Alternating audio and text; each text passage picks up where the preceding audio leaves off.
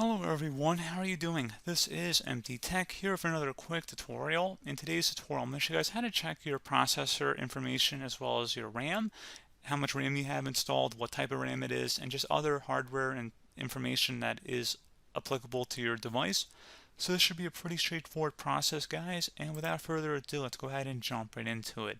So all you have to do is open up the search magnifying glass down in the taskbar and type in system information. Best result should come back with system information. Go ahead and open that up.